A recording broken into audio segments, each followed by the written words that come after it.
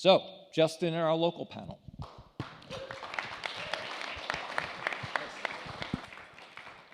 All right, okay, good. Mic check. Thanks, Steve. Really looking forward to the discussion here of our final panel. Over the last 20 minutes of this great conference, we're going to focus on the myth that local media is dying. And yet, most spending still occurs within the proximity of each consumer's home. Our panelists will unpack how publishers are best positioned to capture ad spend through an audience's passion for local news and information, the unique value of targeting through local media, how to achieve scale, and why revenue opportunities at this level should not be ignored. But before we jump in, I want to quickly introduce our two panelists here. So first up is Brittany Begley. She is the Senior Director RevOps with TeamSnap. Interestingly, Brittany is an avid surfer and still continues this passion despite living in Maine and the very, very cold waters of Maine.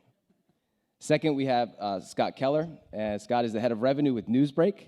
He is a rock star in his current role, but also in a previous life, he was a rock star as well. And he has the stories to boot. So, as a reminder, we'll have Q&A at the end. It'll be 5 minutes, and we're running up against 10 o'clock. I realize that. I have a clock. I will keep an eye on it for you guys. But with that, let's jump right in.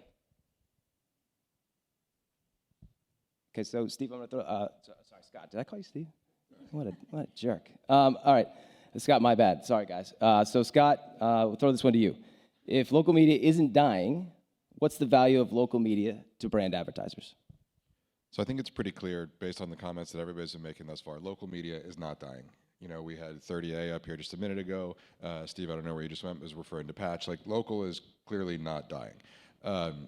And the most important message that we like to convey to any brand advertiser is just because something is local doesn't mean it's small.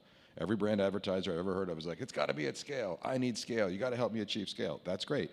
And you can very easily, through lots of partners, buy highly relevant local content at scale. Full stop. Like, that shouldn't even be part of the conversation anymore. And yet somehow it always seems to be. Brittany, would you like to add in it?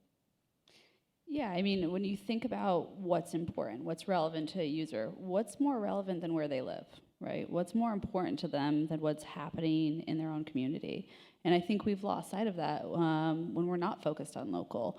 And so when you're able to bring the context of what's happening at a parent's kid's school, that's more important to them than anything else that's going on in that day. Yeah, I agree 100%. I think it's such an interesting thing. Your passions are really focused around that local, you know, your local community and things like that. So with that in mind, let's talk a little bit about strategies. What are some strategies for capturing local ad spend? And if they do differ, how do they differ from more national spend strategies? Scott, happy to go back to you if you'd like. Sure. So obviously capturing ad spend is why most of us are here, right? We've discussed the fact that most of these businesses, I don't see Justin anymore, but publishing businesses are made for advertising. That's kind of the idea. And finding ways to make sure that you give that relevancy at scale when you're talking about local is crucially important. I forgot to mention this earlier. You're very right about the stats around local too. I actually saw this on the flight coming down. Even with the incredible explosion of e-commerce everywhere. We went through the pandemic, everybody bought everything online, everybody buys everything from Amazon, they're ubiquitous. It's still representing less than a quarter of total retail spend, which means dollars are being transacted by your home. The second piece about that, though, is making sure that you take advantage of what you know about that to make your advertisement relevant. Like, we talked about this a little bit in our prep conversation. So I live in the Northeast, I live in a town in New Jersey, and we have high school graduation in June, usually to the back half of June. I know there's a bunch of people here from Atlanta, and they have high school graduation at the beginning of May. If you're an advertiser and you say something like, I want to be around dads and grads, well, that's cute. Are you talking about the beginning of May or the end of June? Like, that's a 2-month swing, and there's lots of interesting ways to make that type of stuff relevant. You know, I was talking to the CMO of a major golf manufacturer the other day, and he basically was like, I want to be around all golf content anywhere. I'm like, great. I mean, that's pretty easy. And then he goes, except the PGA. I'm like, well, what does that mean? He's like, well, I'm already buying that from CBS and buying that from every place else. But I want to be able to be around when there's a new golf course that opens in your town. And I want to be around the reviews around that and stuff like that. A new golf course opening in Maine is going to happen in May, June-ish. A new golf course opening in Arizona could be any time in the year. And that's where you can, if you can convince your ad partners to be a little bit creative and to think about what they're truly trying to achieve, you can do some great things. Yeah, to add to that, I mean, I think there's two things to think about. One, how do you take the local aspect to it, right, and create scale? So important. And where we've had a lot of success is going to national brands that have local stores. So think your QSRs, Dairy Queen, nothing more natural than going to Dairy Queen after a kids' baseball game. And then also, you know, just giving back. There's nothing more important to being authentic and connecting with those local communities. And for us, it's taking a portion of the ad spend from those national brands and actually giving it to the sports org. So last year, you know, we allowed national brands to sponsor 2.2 million athletes, giving back $3.1 million to their local sports teams. There's nothing that's more important, is going to have a bigger impact to those parents and build brand affinity than actually giving them something that allows their kids to participate in youth sports. Britt, do you mind if I pile on one quick thing to what you're Not saying? at Which all. is you were able to do all that, and I bet you were able to make the KPIs matter for those brands too. And when you do these campaigns, you don't have to sacrifice performance of whatever it is you want to measure. You can do all these things, impact the lives, build the brand affinity measurably, and achieve your goals. Yeah, and the other important thing is being able to bring back, right, that customization at the local level, right? Whether it's a baseball team or it's a girls soccer team or a boys lacrosse team, you have to speak to that team in a more personal way. And so allowing that brand to have that conversation based on who they are, again, at a scalable level, has been where we found success. Yeah, I just would add one comment to that. Hearing both of you speak, we are always hyper-focused on intent, right? And you guys seem to have true tribal knowledge about your audience's time of intent, right? And I'm sure that's very valuable to brands. So that's amazing. You know, Brittany, in our pre-call, you also spoke about the cookie apocalypse, which I am definitely going to steal as a word. But would you just elaborate a little bit more on that and how your product specifically helps brands get around that? Yeah, I mean, we are, and I understand not every publisher is sitting in a position that we are. You know, we have an authenticated, logged-in user. We have parents who are registering their kids to play sports, and you know, when a kid is or a parent is signing up a kid to play sports, they'll tell you just about anything. I mean, we've actually tested it just to have a little bit of fun. What's their favorite color? Sure, they need to know that because they need to know what color they're going to put on the jersey. So we understand that we're in a unique position. But it is something to think about when you're looking at the local level is how do I customize? How do I get around, right, not being able to utilize cookies? And that's where we look at our programmatic business and taking that first-party data, creating audience segments so that programmatically, you know, we can increase the value of our ad offerings. Very cool. All right, so we've established that the value of a local audience. I'm going to turn now to local news. What are the strategies to monetize passion that local audiences have for their specific local news? Brittany, you want to start? Is that all right?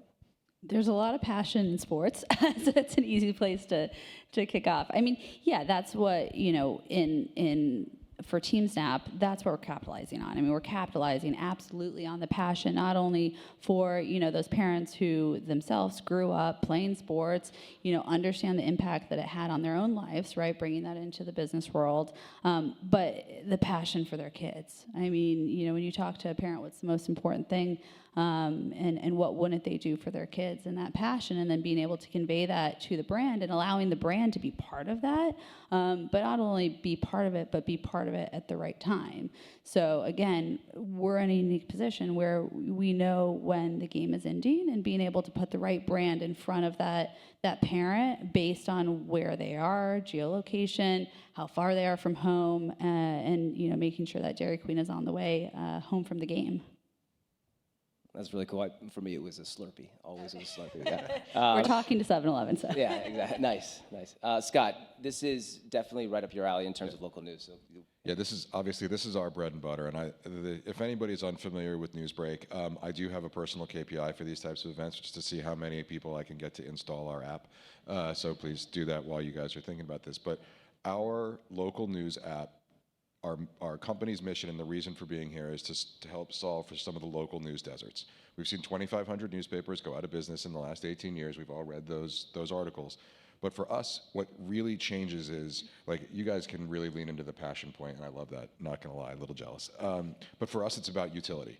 So the immediate need for information about your town will never go away. And the place to get it is, the number of places to get it is an ever shrinking number. The number of places to get articles about national news of importance, which is crucially important, right, for everybody, is really wide. The number of places to get information about your town and what's going on right now is shockingly small. So if we can do anything to help bring that information into one place and get it to you either through our app, through our push notifications, through our email newsletter, so you can use it in a timely manner, then we will have succeeded. So I'll give just one quick example. Town I live in, Avi and I happen to live in the same town, so he's gonna know exactly when this happened. It was about 3 weeks ago. Some idiot drove into a light pole on Main Street in downtown. It knocked it over, knocked out all the power in downtown, our town, for about 3 hours, which is not that big a deal, except the high school, actually the junior high school, excuse me, is right there, and it hit during pickup, which means that no parents could get their car in to pick up their kids. If you didn't know that, you were toast. You were gonna be stuck in the traffic for who knows how long. That's what local news is all about, and that's why our users come to us. My job, and the hardest part, is to figure out how to explain to advertisers that being a part of that is helpful, right? And will help everybody get involved. It's very interesting, and I would actually, I'm gonna pivot because of your last comment real quick. Your idea here of, you know, how do you create importance of a local news to an advertiser? So in that vein, let's talk about scale, right? So, you know, we've discussed the value of the strategies of the audience. So how can publishers that are focused on local news, how can they scale, and how can they scale efficiently? So I'm going to speak for us. I would never want to speak for anybody else. But in our world, what we have done is make it so that we function in every town, literally in the United States. And the ability to do that and find ways to provide targeting, provide value, and then still also be, because we're an enclosed ecosystem, a valuable incremental partner to our publishing partners, is the way for us. That's absolutely how we can do it. And then, of course, we backstop with programmatic and all the audience information we can. But that's really how we do it. Yeah, our strategy on scale has evolved over time. I mean, it started, 10 years ago when TeamSnap launched it was a utility app for teams, right? So a single parent would sign up their team, and it became their means of communication throughout the season. Then we started to create software for the sports orgs. And if you guys don't know, sports orgs, there's some out there that are multi-million-dollar businesses. These are legit businesses. So we started to create software for them to be able to run and manage their business. And through a sports org, well, then you could get 1,000 teams. And now we're in conversations with national sports leagues to, again, from a scale perspective, get 1,000 sports orgs with 1,000 teams. So for us, it was starting small. And I think it also started with just the foundation of the product and that brand affinity within parents. Had we gone the reverse, I don't think we would have had the success. I think we had to build that brand and that connection to the parents and that loyalty, and then we were able to go up the ladder. Very cool. Okay, so Scott, you touched on this again earlier, but I want to come back to it because I think it's important, especially when you talk about local. The old adage is timing is everything. What roles do local calendars play in identifying high intent of local audiences? Scott, go ahead since with the graduation. Yeah, I want to make sure I'm going back and forth here, but I do keep going to Scott. I apologize, Brittany. You want to go first? It's okay. You can take this. Okay. We own the calendar, so that's an easy one to answer. Bold. We own the parents' calendar, I would say. Everything as far as what's going on. When is practice going to be? When is the game going to be? It's where the parents communicate, mom and dad as far as who's picking up who. But then we've also created tentpoles, right? And I think that's really important. And that's also been a huge part of our success with our national brands is, we've got to create those moments of excitement around the Super Bowl. We do focus on a lot of sporting events, but also the seasonality with school and creating kind of those tentpole events within the calendar, and then putting our brand there to kind of be the hero of it. I'm a little jealous of the owning the calendar part, not gonna lie. It Okay, was so, bold. I mean, the reality, we kind of talked about how we approach this, right? Which is the ability to get to any topic. And I use the obvious ones around golf and holidays and stuff like that. But it's not limited to those types of things, right? Our ability to see when different types of activity is popping in different communities matters, right? Sometimes it's bad stuff, like there's a hurricane coming and you need to know if you need to evacuate. Great, we can obviously see that, that's weather-based. But there's also more fun things. It's around home design and people buying homes versus renting homes, and the different communities have different topics, and we can see how that moves in different places around the country, and it's quite helpful. All right, so I can do a little spinning in just a second if we need to, but one last question that we definitely want to get to here, and I think this is a good way for us to sort of take this panel into Q&As. So what innovation does the future hold or need for local media ad spend? And Brittany, we'll start with you. Yeah, so we acquired a company called Mojo at the end of the year, and Mojo's features and functionalities are essentially going to allow us to let users create highlight reels of their kids playing sports, right? You can't always make every single game, and so when one of the parents isn't able to be at the game or grandparents don't live locally, you know, allowing to share that moment when Johnny scored his first, you know, goal or maybe missed. You know, there's funny moments in youth sports as well that are probably more fun to share. You know, allowing them to create that content. And so I think the future and the opportunity with innovation is how do we then expand that you know, user-generated local content more broadly, and that's something that we're looking to figure out. And then the other piece is taking you know, this idea that youth sports, you know, participation has been decreasing year over year, and a lot of the, you know, challenges is, you know, it's not as fun as it used to be. You know, when you survey kids, why do you drop out of sports? Well, it's not fun. And so trying to bring that fun back into it and gamifying it with these player cards. But again, how do you then expand that out beyond just maybe TeamSnap and look at our local publishers and allow that to be content that they also are able to provide? For us, it's about getting the advertising community to start thinking about these types of opportunities differently and remember that we need to evolve our models while also making sure that we as a publishing community learn from everything that we've done both well and not so well in the past. You know, our flagship product is an app. We are looking to build an app experience off the best content consumption things that we can learn from any other app. I would argue most of the social apps are the ones that are the best at doing that today, right? Why would we not take the best of what those guys have done and bring it into a professionally created, local information-driven ecosystem, right? It's like people have been talking to me since we've been here about, like, what are you guys doing about horizontal video and pre-roll? I'm like, we're not even, why would we make horizontal video? I'm an app. Vertical video clearly works better. Great, moving on. Same about different other ad formats and ad products, and that making sure that everybody recognizes if we give a consumer a better experience and put their needs first and foremost, their calendaring, whatever it might be, in our case, our push notifications are what really helps set us apart, then we're gonna get the loyalty from a consumer that all of us need to make the ecosystem thrive.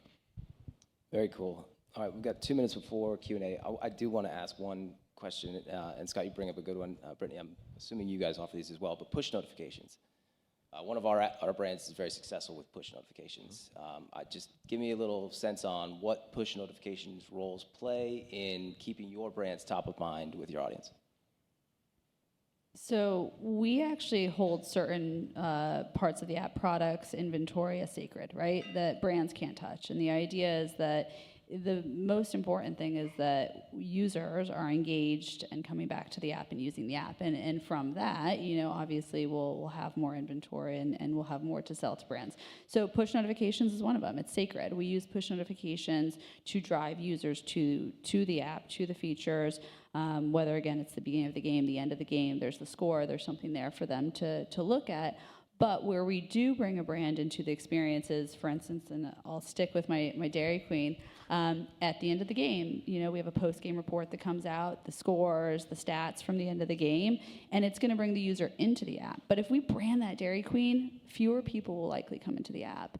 But if we say, hey, here's the value, find out, what the score was at the end of the game, and then Dairy Queen's there, we're probably going to have higher performance for that partner. And that's again, where we just hold a certain standard with some of our inventory. Yeah, for us, it's a little different. So the way that our app works, we learn you and we learn your local environment, right? So our push notifications are unique to each one of our users. Because of that, what we've done is actually, we don't include advertisers either for lots of reasons, but the other thing about it is to change how we think about the success metrics more broadly, right? Like if you look into, and I apologize to these guys, I can never remember what they rename themselves. You look in App Annie, what do they call themselves now? You look in App Annie, they can give you a ranking of apps and downloads and time spent and all the number of sessions and all that kind of stuff. And if you look, our absolute time spent is astronomically larger than any one of our competitors. But then you also look and you see that the average session length is shockingly smaller than our competitors. And we are happy about that. What we've recognized is I don't need you to come once and stay forever. What I need you to do is come in, get the information you need about your local area, and then come back again, and come back again, and come back again, and come back again. And if I'm doing a good job through push, in particular, I'm getting you the information you wanted when you wanted it. You're going to come in, you're going to grab that, and then you're going to leave. And that's okay by me. And not trying to change that behavior to conform to media metrics, long session times, number of page views, don't worry about it. I think that's great insights, and I think it really comes back to the trust factor that you're building with your audience, right? Yeah, exactly. They trust you, and so they'll come back again and again and again. All right. One thing I wanted to add was that, we talk a lot about the trust with the audience, right? But it also builds trust with the brands. We've gotten ourselves into a position where we don't do RFPs. We don't just do straight media buys. We actually work directly with the CMO. And the reason being is that CMO is usually a parent with a couple kids playing sports. And I'll tell you, we'll do an hour presentation with various KPIs at the end of a campaign, all of the data from performance metrics. And you know what they like best? When their logo is on the jersey and kids are smiling. That's the most meaningful. And they pull those pictures into, all of the presentations, and they sit back and they're proud of themselves. And that's what renews the campaigns. I mean, even campaigns that maybe we don't meet the metric, we close out with that picture of their logo at the local level having an impact. They are human just like we all are. And so building also that trust with our marketers is so valuable. I like that.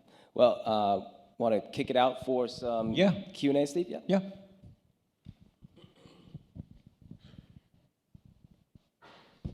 Gary Bugas, National Review. I'm not obviously in the local market, but I'm just fascinated by this because I love local news. I think it's the only news worth watching.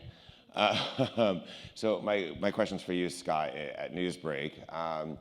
Obviously, local news is so important, but we're constantly seeing our local news media organizations shutter their doors or reduce their workforces or whatnot. Is that a concern for you all? Are you doing anything about that? Can you just speak a little bit more to how you guys are managing the risk of the local news market? It is definitely a risk, for sure. What we're trying to do to solve for it is a couple different things. The first one, and I would say the most important one, is for the small, particularly the small local organizations. Like there's one that's near my town. They're a newsletter organization. They publish every day, kind of a scenario. We actually, within our app, encourage those types of publishers to put their sign up for my newsletter call to action within my app. Even though that means they may not come back to see me as much, or they may go see somebody else's newsletter instead of read mine, I'm kind of okay with that. And the second piece is, and I'll take a pot shot at Twitter because it's fun, as opposed to someone like Twitter where it's like, hey, look, we're making all publishers now look the same. You get your picture and your little line at the bottom. If you can figure out who it's from, good for you. In our case, we actually take the opposite approach, and we want to make sure that our users understand exactly which of our publishing partners' content they're reading.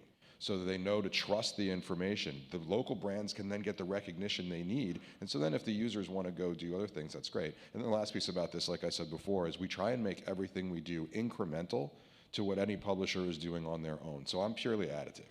If you can run your business and you can run it really well, awesome. And then you can have me as your icing on top of the cake. That'd be the ultimate scenario for us. Then the last thing we do is we have a contributors network, and it's basically set up as hey, you used to work for one of those local papers that has gone out of business. If you want to continue to write about your local community, please do so. You can publish right into our platform, and we'll give you a revenue share back. Which national advertiser, which categories of advertisers are, and especially on the national level, get local and are understanding this and most often working with you? And are there particular ad products or ad KPIs that they're after? Are they trying to drive people into their local businesses? Are they doing brand building but using local as a way to get there? What are you seeing from the actual advertisers who are advertising with you and what they want? Yeah, I mean, like I mentioned, QSRs are huge. Auto is big, right? They've all got, stores within the local market, and it's driving traffic in, and how we're measuring that is foot traffic studies. And it's not always, though, a store-driven, brand. There's also, what are the products that these parents are using? And then it is tracking purchase intent or conversion through a Walmart or a Target. And it's not always easy, and it's not always successful. So then again, we go back to, let's slap a picture with the logo on the smiling kids playing baseball. For us, there's the obvious ones, the QSRs, the retailers, and that. The other two use cases that I'll just shout out because they're unusual, and I actually was surprised but cool with this, is travel. People seem to they understand where people vacation and stuff. So people in the Pacific Northwest go to certain places that are different than others. So that's worked really well. But the one that is unusual and I really actually like, we have a branded content capability like everybody else, and we've had a couple partners come to us and say, hey, I have a huge manufacturing facility in this area of the country. I want you to write about the impact that manufacturing facility has on that community, and then they use that as part of their advertising. And that's gone through a couple times now, like those types of campaigns, and they've been wildly successful. Listen, guys, thanks for making our last panel really interesting.